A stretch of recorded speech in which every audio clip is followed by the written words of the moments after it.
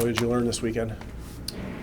Not too many things, actually. A lot of the guys kind of did what I thought they were going to do. I think some guys, it was good to see them play at that level against other high-end prospects and stuff like that. But, you know, the Denver Barkey, Alex Bump, Gerbankin, Gauche, Gendron, like all those guys, like you want them to take that step and kind of dominate those games. And I thought the Friday night game, they definitely did that. I thought it was awesome to see all that type of stuff going on, playmaking. The skill really came through, and that's something that they've focused on the last probably 2-3 drafts now, was trying to get more skill in this group of guys. What did you think of Jack Nesbitt? Obviously, it's his first camp, or first rookie camp here, and everyone focuses on his skating. That's got to get better.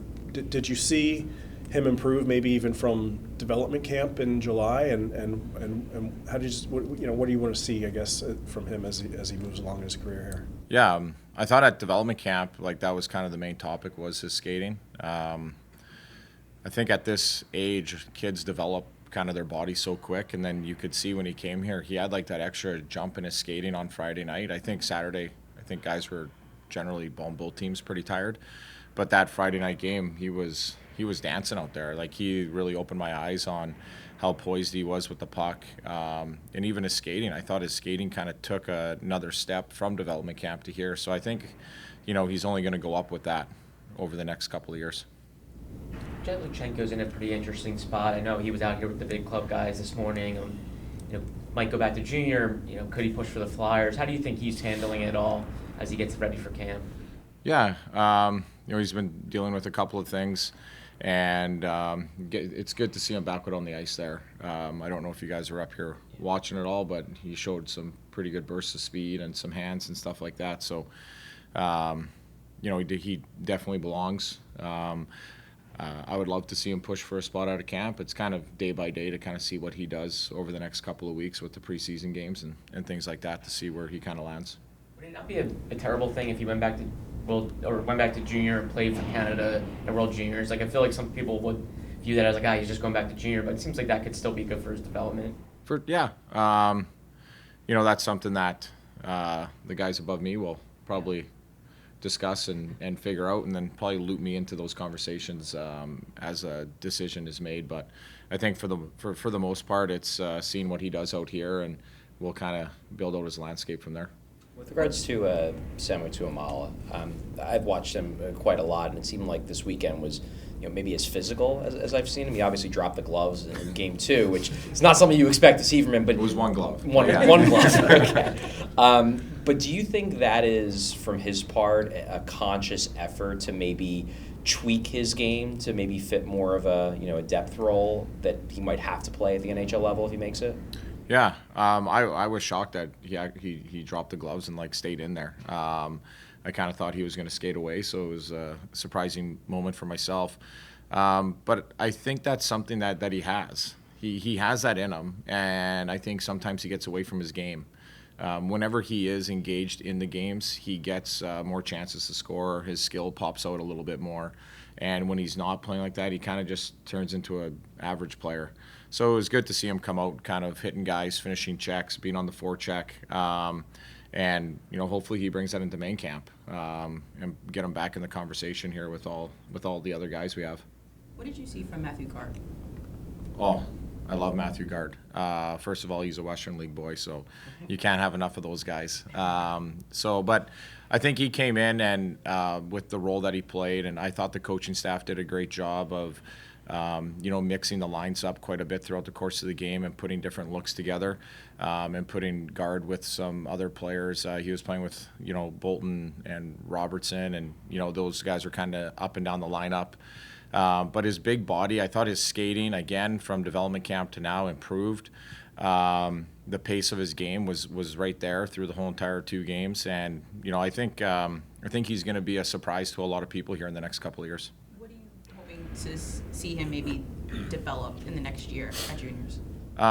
Well, I think going back to the Red Deer Rebels, he's going to be the man there. He's going to get a lot of ice time, playing a lot of different spots, power play, all those types of areas. And, I think his confidence is really going to come. And when a player is confident, it's crazy what they're capable of doing. And sometimes they come into a new environment like training camp, and they're seeing all these new faces and meeting all these new people, and they're not comfortable. And their confidence kind of slows down, and they kind of tuck themselves into a little bit of a hole. So that was something Gard's kind of showing over the last couple of days. You can see him talking to more guys, being around the guys a little bit more. So it's kind of cool to see him opening up a little bit. You mentioned Barkey already. Obviously, everyone talks about his size, right, and how that could, it's a hurdle for him that he has to clear. John Snowden sort of suggested that because he's been so small throughout his life, his eyes are up, right? He's aware of everything that's going on around him. Can a guy like that, can it actually be an advantage in any way, shape, or form as he moves along in his career? Yeah, I think I call him like a little mini TK. Like, he's all over the puck. He's like grinding. When he doesn't have the puck, he's always working to get the puck back. He's really good with his stick, picking pockets, transitioning. And again, his eyes are up. Like, I don't think a little guy like that skating around with his head down is going to last very long in the game. But when you watch him go in the corners, and he's not afraid of that, he's quick to get in and he's quick to get out.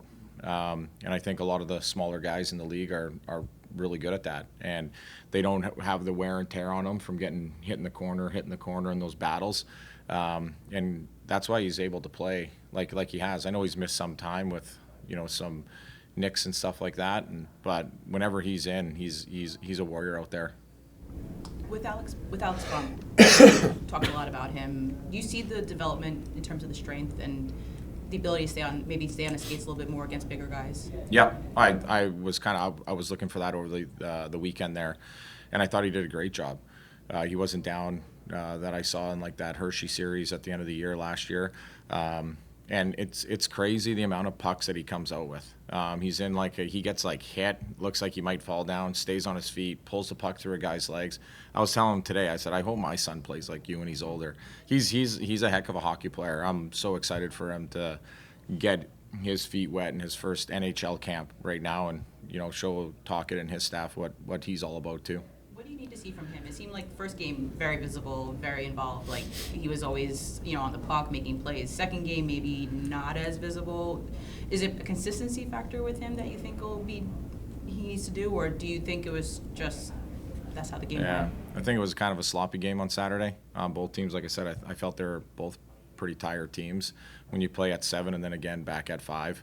And I think for him, I think for a lot of the guys, when you talk about consistency, it's like the number one thing that kind of separates an NHL player and an everyday guy to like the American League, right? The NHL player, he can string 7 good games together, and the American League guy, he's like strings 3, has a bad game, another 3, bad game. So I think that's what a lot of guys are striving for, is to find that consistency and what makes it go for them.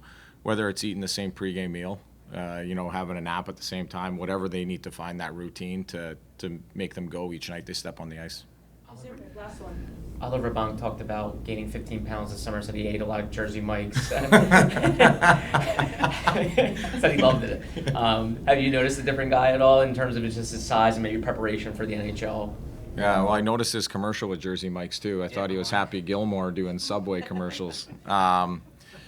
I think it's great. It's a good tire pump for him as well with Jersey Mikes. I'm pretty sure he'll like that, Jordan. So, but I really do think it's good. And he put on good weight. It wasn't like it was just like sloppy weight. He put on some good, some strong muscle mass, and didn't get to play in the couple of games. So I'm really looking forward to him kind of getting out against the big boys and seeing how he can use that mass and that strength and that weight when he's in those battles in the corner or boxing a guy out the net front. So definitely looking forward to him, and he's a great kid. He's probably one of up there, probably in my top 5. I'd give him top 5, yeah. Is there just with we're heading into main camp, we've talked about Bonk and Bump and Grabenkin. Is there anyone else you're looking at to maybe make a good push? Yeah, I think a guy that's could surprise, although, you're like, he can go back to junior hockey, would probably be Nesbitt. That kind of see what happens to him. But I really think once he gets out there and starts playing, I think he's going to give himself the best opportunity. But I think in the end, probably another year of junior hockey would be best for him. But I really think he's going to really push the envelope. Just on his size, his skating, his hands, his hockey IQ is off the chart, I think. And then I don't know if you noticed in that Saturday game, he was always at the net, mixing it up, pushing guys around. So he kind of has that whole package. So great pick by Brent Flair and his scouting staff.